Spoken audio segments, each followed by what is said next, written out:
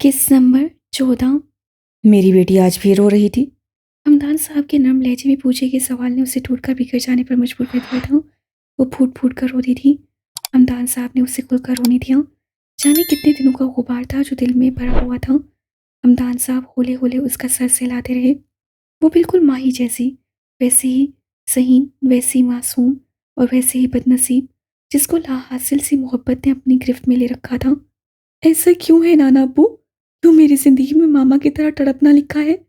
क्यों इस खानदान के मर्द इतने कठोर हैं? क्यों उन्हें किसी की मोहब्बत नजर ही नहीं आती? वो रोते हुए सवाल करने लगी। हमदान साहब ने उसका सर थपथपाकर उसे खुद से अलग किया। उसने रो रो कर अपना हशर नशर कर दिया था। उसकी हेजल आंखें रोने के बायस गुलाबी हो चुकी थीं। इधर बैठो। हमदान साहब ने उसे कंधों से पकड़कर अपने सामने रखे सोफे पर बिठाया। दाइमा अब अपने इस तरह बेख्तियार रोने पर शर्मिंदा सी हुई थी। मोहब्बत किसी की जागीर नहीं होती दायमी बेटा, और ये ना मांगने पर मिलती है। मोहब्बत तो सारी जिंदगी इंतजार में गुजार देने का नाम है। और फिर उम्र लुटा देने के बाद अगर मोहब्बत आप पर करम नवाजी कर दे तो महबूब आपका हो जाता है। वो अब उसके सर पर हाथ रख के होले होले उसके बाल सहला रहे थे। ये वो भी जानते थे अपनी मोहब्बत के लिए उन्होंने कितने साल गुजारे थे। ताइमा ने समझने की कोशिश की। वो कैसे बताते हमदान साहब को कि वो तो उसके इंतज़ार में सालों पहले ही मुजस्मा बन गई। वो तो अब उस इंतज़ार में थी कि वो कब आएगा और आकर उसे छूकर फिर से इंसान बना देगा। वो कैसे बताती कि वो मुजस्मा बने बने अकड़ गई थी। उसका दिल पत्थर के वजूद में धड़कता था। वो उसे तोड़कर बाहर निकलना चाहता था, पर फरार मुमकिन नहीं था। मुझे दुख इस बात का है कि वो मेरा होकर भी मेरा नहीं है। आखिर क्यों? जब उससे मेरा होना ही नहीं था, तो मुझे उसके साथ बांधा क्यों गया? वो आजकल की लड़की मोहब्बत में थोड़ी बेसब्री सी थी। चाहती थी पलक झपके और उस सब उसका हो जाए, लेकिन ऐसा नहीं होता। ये परियों का देश थोड़ी था, ये तो हकीकी दुनिया थी। और वो अभी नहीं जानती थी उसकी ये दुनिया किस कदर उलटने वाली थी। हमदान साहब 3 घंटे उसके ऑफिस में बैठे रहे। रोने के बाद दाइमा का दिल काफ़ी हल्का हो गया था और वो अब पूरी तवज्जो से आज शाम होने वाली मीटिंग के बारे में हमदान साहब को बता रही थी। उसकी बनाई गई प्रेजेंटेशन देखकर हमदान साहब की आंखें चमक उठी थीं और फिर जहानत तो इस खानदान में कूट कूट कर भरी थी। 26 नवंबर, लंदन। आज सुबह से ही मौसम अबरआलूद था। लंदन की सर्दी शिद्दत इख्तियार कर गई थी। शाम के वक्त बारिश की पेशन गोई की गई थी। वो जब घर से निकला तो बारिश नहीं थी, लेकिन रास्ते में ही उसे बारिश ने आन लिया। वो अपनी भीगी हुई हुडी समेत जब आर्ची ब्रांड में दाखिल हुआ तो सबने मुड़कर उसे देखा। शीशे की खिड़कियों और दरवाजों पर बहता पानी हसीन लग रहा था। सुरमाई मौसम में जलती स्ट्रीट लाइट्स शहर को अलग ही रूप बख्श रही थीं। वो सबको नज़रअंदाज करता तेजी से चलता एल्फ ऑस्कर के ऑफिस की जाने बढ़ा। जैसे ही वो दरवाजे पर पहुंचा, उससे दस्तक दी। अंदर से यस की आवाज़ पर वो जब ऑफिस में दाखिल हुआ तो उसने एल्फ को ग्लास विंडो के सामने खड़ा पाया। यहाँ से शहर का नज़ारा खूबसूरत लग रहा था। वो वैसे ही खड़ी रही, नहीं जानती थी आने वाला कौन था। जब काफ़ी देर तक खामोशी छाई रही तो वो चौंक कर पलटी और अपने सामने खड़े लड़के को देखा। उसके चेहरे के नकुश ढीले पड़ गए। एक धीमी सी मुस्कान ने आने वाले का इस्तकबाल किया। तो तुम्हें यहाँ आने का टाइम मिल ही गया। एल्फ के लबों से शिकवा फिसला। वो हफीफ सा मुस्कुरा दिया, जबकि एल्फ अब उसे नज़रअंदाज करती दीवार में नस अलमारी की जानी पड़ी। उसे खोलकर उसने एक गर्म तौलिया निकाला और उसकी जानी बढ़ाया। बाल हुश कर लो वरना बीमार पड़ जाओगे। उसे वही मुस्कान चेहरे पर सजाए तौलिया थाम लिया। आप ख्वामहा इतनी फिक्र करती हैं, मुझे तो दर्द भी नहीं होता। बीमार क्या हाँक पड़ूंगा। उसके इस तरह बोलने पर एल्फ ने उसे एक घूरी से नवाजा और इंटरकॉम पर कॉफ़ी का ऑर्डर दिया। जीत कर आए हो? इस बार सवाल था। यस, अब्दुल जीत कर आया है। उसे बाल खुश करते पुरजोशी से बताया। मैं जानती थी अब्दुल कभी हार नहीं सकता। अब की बार मिस एल्फ मुस्कुरा दी। वैसे केस क्या था? अब वो टेबल पर कोने टिकाए और हथेलियों को आपस में पेविस किए। उस पर अपनी थोड़ी टिकाए उसकी जाने मतवजा हुई। उसकी सब आंखें बस अब्दुल के आने पर ही जगमगाती थीं, वरना तो इन आंखों में नमकीन पानियों का बसेरा हो चुका था। अब्दुल अब उसके सामने बैठा था। उसकी ग्रे आंखें, उसका पुरस्रार वजूद और उसकी अजीबोगरीब शख्सियत। वो लड़का हमेशा उसे किसी की याद दिलाता था। वो अब संजीदगी से अपना जीता हुआ केस मिस एल्फ को बता रहा था। कुछ देर बाद कॉफ़ी आ गई। वो कोई 6 फीट ऊंचा चौड़ा मर्द नहीं था। वो तो एक नौजवान सा लड़का था जो इमोशनली मजबूत था और उसके सामने बहुत बाअदब बना रहता था, जिसकी आंखें अक्सर उसका साथ नहीं देती थीं। वो हमेशा किसी खोज में मगन रहता था। जब वो अपने केस की तफसील उन्हें बता चुका तो अचानक एल्फ को कुछ याद आया। वो फौरन बोली, वो बैग वो बैग जिसका तुम मुझसे पूछ रहे थे, वो मैंने डिज़ाइन किया था। और जो एक ही पीस डिज़ाइन किया है अब तक, वो बैग जो मैंने तुम्हें दिखाया था, मैं जानती हूँ किसका है। अचानक मिस एल्फ ने बताया तो वो भी चौंक गया। किसका? उसके दिल की धड़कन तेज हुई। ये देखो, ये बैग तकरीबन 1.5-2 साल पहले किसी बिनिश मुस्तकीम ने खरीदा था। मैंने उससे कांटेक्ट किया तो उससे बताया कि वो बिनिश मुस्तकीम ने अपनी एक दोस्त को गिफ्ट किया था जो पाकिस्तान में नहीं होती। ये उसका नंबर है। एल्फ ने लैपटॉप की स्क्रीन उसके सामने की। उस लड़की का नाम उम्मे ईमान था और राब्ता नंबर साथ ही लिखा था। मैं ये डिटेल्स तुम्हें व्हाट्सएप कर रही हूँ, बाकी तुम खुद देख लो जो करना है। Thank you miss self, thank you so much. उसे लगा जाने उसकी कितनी बड़ी मुश्किल आसान हो गई हो। अब वो उस लड़की को ढूंढ लेगा और फिर वो ख्वाब आना बंद हो जाएंगे। सब ठीक हो जाएगा। वो स्क्रीन पर चकमक करते उसके नाम को देख रहा था। उम्मे ईमान। उसे लड़बड़ाया। अचानक वो उठ खड़ा हुआ। मुझे अब जाना होगा। उससे पीछे गर्दन पर पड़ी हुडी को सर पर गिराया, जिससे उसका आधा चेहरा छुप गया और बाकी आधा चेहरा पेशानी पे बिखरे बालों में छुप जाता था। मिस एल्फ बस उसे देखती रही। जैसे ही वो दरवाजे के करीब पहुंचा तो उसे अपने अक में मिस एल्फ की आवाज़ सुनाई दी। आखिर कब तक अब्दुल बने रहने का इरादा है मिस्टर जबील? वो रुका और साकित हुआ। कई लम्हे गुजर गए, फिर उससे पलट कर देखा। मेरा अपना कोई वजूद नहीं है मिस सेल्फ। मैं नहीं जानता ये कब तक चलेगा। उससे हुडी की जेब से अपना चश्मा निकाला और उसे खोलकर आंखों पर लगा लिया। यहाँ आने से पहले उसे ये चश्मा जेब में डाला था ताकि बारिश में गीला ना हो जाए। उसके चेहरे पर कोई तासुरात नहीं थे। सर्द और सपाट चेहरा लिए वो तेजी से बाहर निकल गया। लेकिन बाहर निकलते ही उससे मिस एल्फ को मैसेज किया था। फिक्र ना करें, मैं आपकी बेटी को ढूंढ लूंगा। और मैसेज पढ़कर मिस एल्फ नम आंखों से मुस्कुरा दी। 26 सितंबर, वेलेंसिया। मिस्टर मार्सिल, फर्ज करें आपके बनाए गए सारे मुजस्मे जिंदा हो जाएं, सब मिलकर एक दुनिया बना लें जिसके खुदा आप हों और आपने उन्हें सिर्फ खुश रहने का हुक्म दिया हो।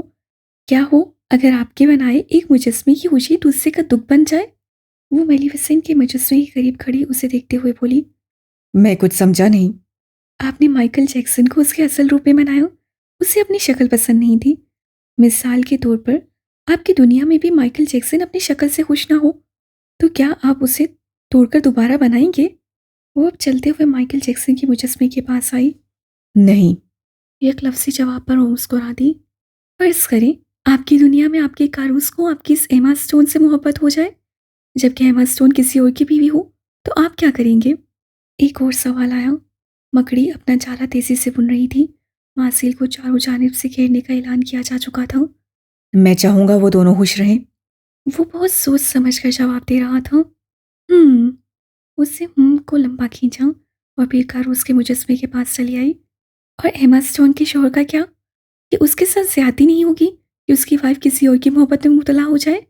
मोहब्बत होना बुरी बात नहीं है, धोखा देना बुरा है। अगर आप मैरिड हैं और आपको किसी से मोहब्बत हो गई है तो सिंपल सी बात है, अपने पार्टनर से अलहदा हो जाओ, बजाय उसके कि उसे धोखा दो। लेकिन अगर वो अपनी बीवी को तलाक ना देना चाहे, वो अपनी बीवी से शदीद मोहब्बत करता हो और वो इस बात पर हर्ट हो जाए, वो हसद की आग में जल उठे और अपनी बीवी और इकारूस को मार देना चाहे, तो फिर क्या करेंगे आप? खामोश बैठकर अपनी दुनिया में ये तमाशा देखेंगे या फिर ये कत्ल होने देंगे?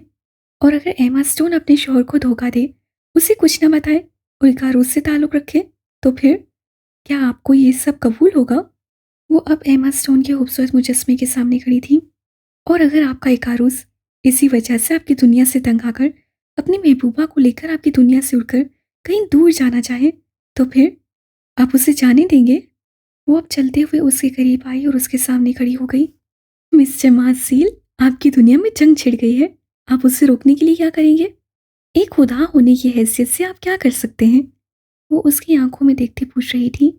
स्याह आंखें सुरमाई आंखों से टकराईं। खामोश मुजस्मों की चहमकोइयां फिर से शुरू हो गईं।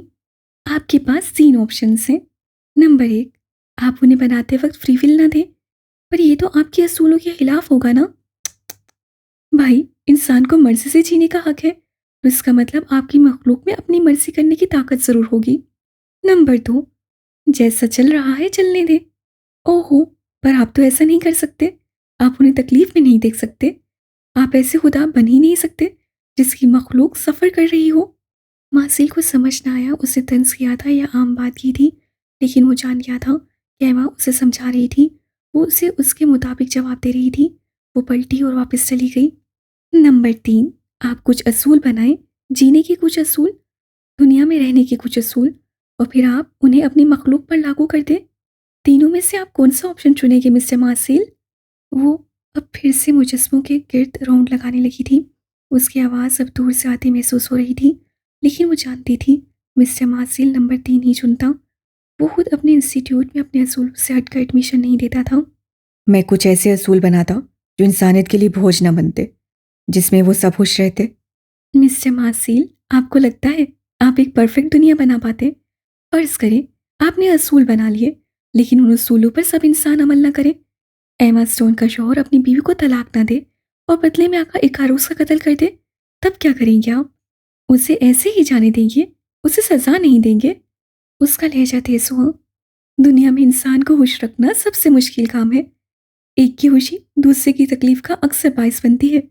मिस्टर मार्सेल, इसीलिए मेरे अल्लाह ने असूल बनाए कि इंसान उन असूलों पर चले। वो ऐसा कोई गलत काम ना करे जिससे दूसरा तकलीफ में मुब्तला हो। इसीलिए मर्द और उर्दू में हराम रिश्ते को नाजायज़ करार दिया कि किसी का शौहर दुखी ना हो, कोई अपने पार्टनर को धोखा ना दे। लेकिन आप और आपका मगरिब इन बातों को इतनी आसानी से नहीं समझ सकता। ठीक है, असूल बना लिए, पर सज़ा क्यों? सज़ा जज़ा का कॉन्सेप्ट नहीं होगा तो फिर इंसान में खौफ कैसे पैदा होगा? कैसे वो किसी का कत्ल करने से डरेगा? ओके, मान लिया। ये सब ठीक है, पर इबादत तो उसने सिर्फ अपने लिए रखी है ना? और इबादत ना करने पर वो क्यों सज़ा देता है? क्यों? मासिल घूम फिर कर उसी सवाल पर आ खड़ा हुआ था। उसकी बात सुनकर एमा ने गहरा सांस लिया। पता है मिस्टर मासिल, इंसान को उसकी मर्जी करने, उसको समझने की सलाहियत देने के बाद जब अल्लाह ने कुछ असूल लागू किए कि उस तरह जीना है, तो उन असूलों पर पूरा उतरने के लिए एक रास्ता चाहिए होता है। अल्लाह ताला इरशाद फरमाता है कि नमाज बुराई और बेहयाई से बचाती है। बुराई वो चीज़ है जो तब हावी हो जाती है जब हमसे अच्छाई कम हो जाए। जब हम इबादत करते हैं, तब हम इस बात को तस्लीम करते हैं कि हम उसके बंदे हैं, हम कमज़ोर हैं, हम बुरे काम करने के लिए पैदा नहीं हुए। मुझे लॉजिक चाहिए एमा। वो एकदम ही चिढ़ गया था, शायद इसलिए कि वो उससे कायल कर रही थी। उसकी बात सुनकर एमा मुस्कुरा दी। वज़ू आता है आपको? उसने अजीब सा सवाल किया। सॉरी, मैं समझा नहीं। मैंने पूछा वज़ू आता है या नहीं? यानी अब तुम मुझसे इबादत करवाओगी? उससे कहका लगाया। पहली बार उसके हंसने पर स्टूडियो में रखे तमाम मुजस्मों ने बुरा समूह बनाया। उन्हें मासिल का यूं हंसना अच्छा नहीं लगा था। वो तो कितनी तवज्जो से एमा की बातें सुन रहे थे। मिस्टर मासिल, आप जब मुजस्मा बनाते हैं, यहाँ स्टूडियो में काम करते हैं, तो उसके बाद आप सबसे पहले क्या करते हैं? शावर लेता हूँ। उसने फ़ौरन जवाब दिया। उसके बाद फिर से आप यहाँ स्टूडियो में आकर फ़ौरन काम शुरू करते हैं?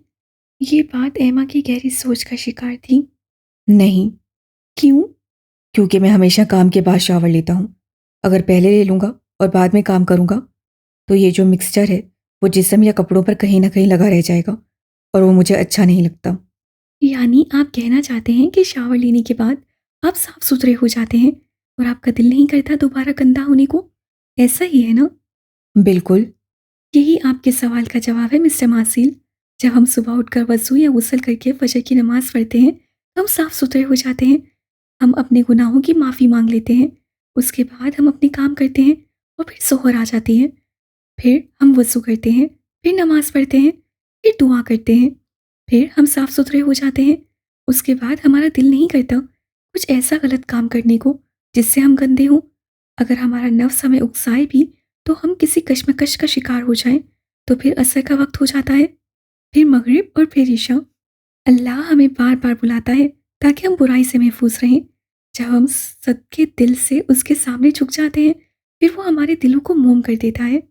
इसीलिए सबसे पहले नमाज का हिसाब होगा। इसीलिए अल्लाह नाराज़ होता है। इससे नहीं कि हम उसकी इबादत नहीं करते, बल्कि इसलिए कि जब हम झुकते नहीं हैं तो हम सख्त हो जाते हैं, बिल्कुल इन मुजस्मों की तरह, और फिर हम दूसरों को तकलीफ पहुंचाते हैं। वो कहकर खामोश हो गई और मिस्टर मार्सिल खामोश खड़ा रह गया। अल्लाह को इस बात से फ़र्क नहीं पड़ता मिस्टर मार्सिल कि आप उसकी इबादत करते हैं या नहीं। हाँ, अल्लाह को इस बात से फ़र्क पड़ता है कि जब हम उसकी नहीं मानते तो फिर हम बुराई की तरफ जाते हैं और फिर हम इंसानियत के दर्जे से गिर जाते हैं। फिर अल्लाह सज़ा का हुक्म सुनाता है, क्योंकि जो इंसान इंसानियत के दर्जे से गिर जाए तो फिर वो बाकी इंसानों के लिए मसाइब भी लाता है। आपको अपने मुजस्समों से इतनी मोहब्बत है कि आप उन्हें तकलीफ़ में नहीं देख सकते, तो फिर अल्लाह अपने नाइब को तकलीफ़ में कैसे देख सकता है? और फिर जो अल्लाह जानता है वो हम नहीं जानते। उम्मीद है आपको कुछ तो समझ आया होगा, बाकी आपको वक़्त सिखा देगा। वो कहकर रुकी नहीं, बल्कि अपना बैग उठाते स्टूडियो के आरजी दरवाज़े की जानिब बढ़ गई। दरवाज़े पर पहुँचकर वो रुकी और उसने पलटकर मार्सिल को पुकारा। मिस्टर मार्सिल, आपको पता है, मैक्सिम गोर्की के नॉवेल माँ में जब पाउल विलासोफ की माँ ने उससे और उसके दोस्तों से पूछा था, मैंने सुना है तुम खुदा को नहीं मानते? पाउल विलासोफ ने जवाब दिया, माँ, हम उस खुदा की बात ही नहीं कर रहे जो तेरे दिल में है, जो रहीम व करीम है, शफीक है और अपने बंदू से मोहब्बत करता है। हम तो उस खुदा की बात कर रहे हैं जो पादरियों और मुल्लाओं ने हम पर मुसल्लत कर रखा है, जो हर वक्त डंडा लेकर बंदों को हाँकता है और हर वक्त उनको सजा देता है। माँ, एक दिन हम अपना खुदा उन पादरियों और मुल्लाओं के कब्ज़े से छुड़ा लेंगे, फिर उसको अपने दिल में बसाएँगे और उसकी हमद गाएँगे। बिल्कुल उसी तरह मिस्टर मार्सिल, आपके ज़हन में खुदा का तसव्वुर बिल्कुल गलत है। जब खुदा ज़हन और दिमाग से निकल कर दिल में आ जाता है, तो फिर सारे सवाल आसान हो जाते हैं। वो चली गई, वो खड़ा रह गया और फिर पीछे पूरे स्टूडियो में तालियों का शोर गूंज उठा था। सारे मुजस्मे खुशी से झूमने लगे थे और ये देखकर मिस्टर मार्सिल के लबों पर मुस्कान बिखर गई। वो मिस एल्फ के ऑफिस से बाहर आया तो बारिश अब बहुत हद तक थम चुकी थी। हल्की बूंदाबांदी थी जो अक्सर जारी रहती थी। वो अपनी हुडी पहने फुटपाथ पर चलने लगा। शाम का वक्त था, लोग अपने अपने कामों से वापस आ रहे थे। कुछ रात की ड्यूटी करने वाले तेजी से अपने कामों की जानिब रवां थे। उस भीड़ में सियाहज़ादा थे, जो लंदन की उस खूबसूरत बारिश से महबूद हो गए थे। वो यहाँ का रहने वाला था, उससे हमेशा से ये मौसम देखा था, और उसे बारिशों में चलना हमेशा से पसंद था। उसने अपने फ़ोन को देखा, जिस पे उम्मे ईमान का नंबर चकमक कर रहा था, और फिर उससे वो नंबर ना चाहते हुए भी मिला दिया। बेल जाने लगी, लेकिन कोई फ़ोन नहीं उठा रहा था। जैसे ही वो स्टेशन पर पहुंची, तो उसका फ़ोन थरथराने लगा। पहले उसे लगा शायद मिस्टर मार्सिल का फ़ोन है। उससे नहीं उठाया, फिर उसकी समाज से म्यूज़िक की आवाज़ टकराई। वो कभी ना रुकती अगर वो ब्रोकन एंजल से जुड़ी ना होती। स्टेशन से थोड़ा पहले कुछ टीनेजर लड़के लड़कियों का ग्रुप बैंड खड़ा था। वो लोग शायद अपने बैंड की लोकल प्रमोशन कर रहे थे। I am so lonely broken angel, I am so lonely, listen to my heart. वो बेख्तियार ही रुक गई। बड़ी पुरानी जीन्स शर्ट और लेदर की जैकेट पहने वो लड़की, जिससे अपने होंठों तक में सुराख करवा के बालियों से पहनी हुई थी, वो आंखें बंद किए किसी और ही दुनिया में पहुंची हुई थी। उसकी आवाज़ बेशक खूबसूरत थी, एमा कभी न रुकती, लेकिन ब्रोकन एंजल ने उसके पाँव पकड़ जकड़ लिए थे। वो बेख्तियार ही उनकी जानी पड़ी, लेकिन मुसलसल आने वाली कॉल ने उसकी तवज्जो खींची। उसने नंबर देखा तो वैलेंसिया का नहीं था। फ़ोन मुसलसल बज रहा था। जैसे ही उसने फ़ोन उठाकर हेलो कहा, दूसरी जानिब से उसे कुछ सुनाई ना दिया। वो शोर से दूर जाने लगी ताकि फ़ोन करने वाले की बात सुन सके। पहले खामोशी थी और फिर फ़ोन में से भी एक तेज़ आवाज़ सुनाई दी, I am so lonely broken angel. और फिर एक धमाका सा हुआ, गाड़ियों के टकराने का, लोगों के चिल्लाने का। उससे फ़ोन कान से हटा लिया और अब वो फटी आंखों से फ़ोन को घूर रही थी। तभी कॉल डिस्कनेक्ट हो गई। वो हैरान परेशान सी वहीं खड़ी रह गई, जबकि दूसरी जानिब वो अपने सामने होने वाले हादसे का आंखों देखा गवाह था। कितनी तेज़ी से वो गाड़ी उसके पास से गुजरी थी, जिसमें हद से ज़्यादा तेज़ वॉल्यूम में म्यूज़िक लगा था, और फिर बिल्कुल उसकी आंखों के सामने थोड़े ही फासले पर वो गाड़ी इशारा तोड़ती दूसरी जानिब से आने वाली गाड़ियों से टकरा गई। चीखों की आवाज़ गूंजी। मौत ने अपने पर फैला दिए। गाड़ी में एक 21 साल लड़की थी जो अपने हवास में नहीं थी। वो सिग्नल तोड़कर आई थी कि इतनी बर्क रफ्तारी से हुआ था कि किसी को संभलने का मौका ही ना मिला। ब्रोकन एंजल मर चुकी थी। उसे अपनी आंखों के सामने एम्बुलेंस को आते देखा। पुलिस चारों जानिब फैल गई, जो पहले ही उस गाड़ी का पीछा कर रही थी। खुशगवार माहौल को बदनुमा मौत ने अपनी लपेट में ले लिया। उससे गहरा सांस सोगवार फिजा में खारिज किया। वो बिना अफसोस के आगे बढ़ गया, क्योंकि उसे दर्द नहीं होता था,